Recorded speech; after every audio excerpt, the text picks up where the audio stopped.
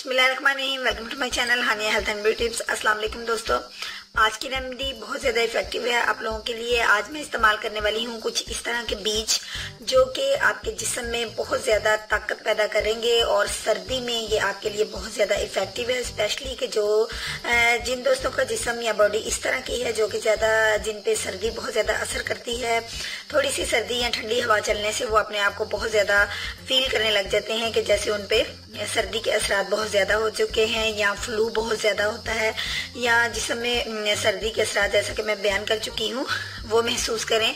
तो आज की जो रेमेडी है मैं आपको जो बताने वाली हूँ, इन चीज़ों को आप नोट फरमा लीजिए और इनका इस्तेमाल आप डेली कीजिए। इसको इस्तेमाल करने से आपके जिस्म में आपका जिस्म हीट अप भी होगा और साथ ही साथ आपके जिस्म में बहुत ज़्यादा पावर आएगी और आप फील करेंगे कि दिन ब दिन आपके जिस्म में ताकत आएगी। तो आइए दोस्तों, आगाज़ करते हैं अपनी इस रेमेडी का। लेकिन इससे पहले मैं आपसे रिक्वेस्ट करूंगी, चैनल को सब्सक्राइब कर लीजिए और बेल आइकन को दबा दीजिए तमाम अपडेट्स का नोटिफिकेशन पाने के लिए। तो आइए अपनी इस रेमेडी की तरफ आते हैं।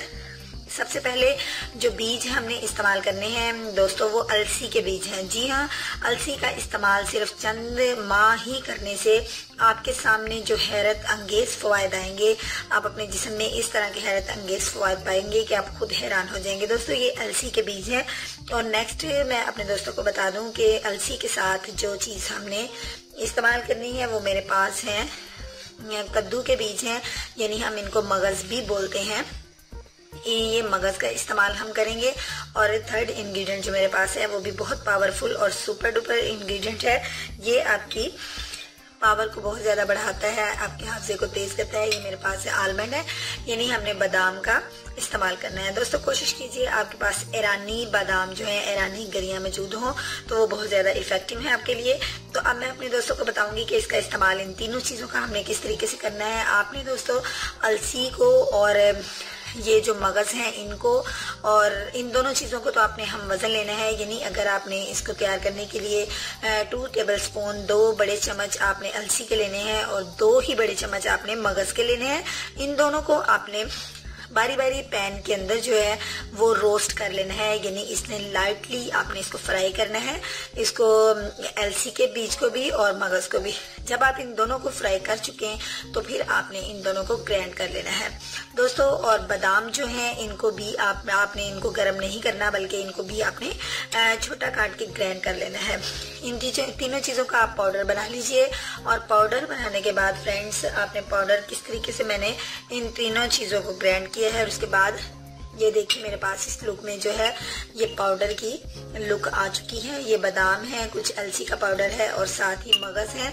इनका इस्तेमाल अब मेरे दोस्तों ने किस तरीके से करना है, ये बहुत ही आसान सी रेमेडी है और इसके ऊपर बहुत ज़्यादा आपका खर्चा नहीं होगा, लेकिन आपकी बॉडी जो है पावरफुल हो जाएगी और आप सर्दी के असरात से भी महफूज रहेंगी।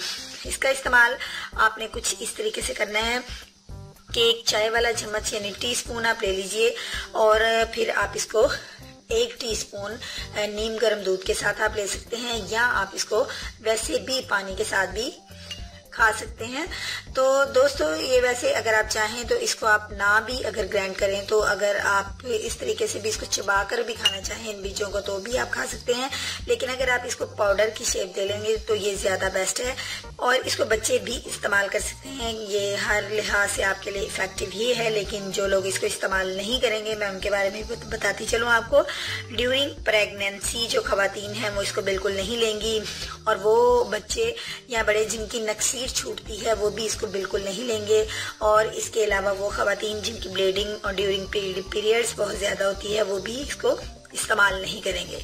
लेकिन इसके साथ ही साथ मैं बताती चलूँ कि वो खवातीन जिनके पीरियड्स मतलब रुक के आते हैं या बाकायदगी से नहीं आते वो इसका इस्तेमाल लाजमी करें और फिर देखिए कि कितने अच्छे इफेक्ट उनको मिलेंगे। तो जिनको मैंने मना किया है वो दोस्त बिल्कुल इस्तेमाल नहीं करेंगे। इसके अलावा बाकी दोस्त जिनको इस्तेमाल करने के लिए कहा है वो इसको इस्तेमाल करें और देखें कि इसके किस कदर खातिर ख्वाह रिजल्ट उनके सामने आते हैं।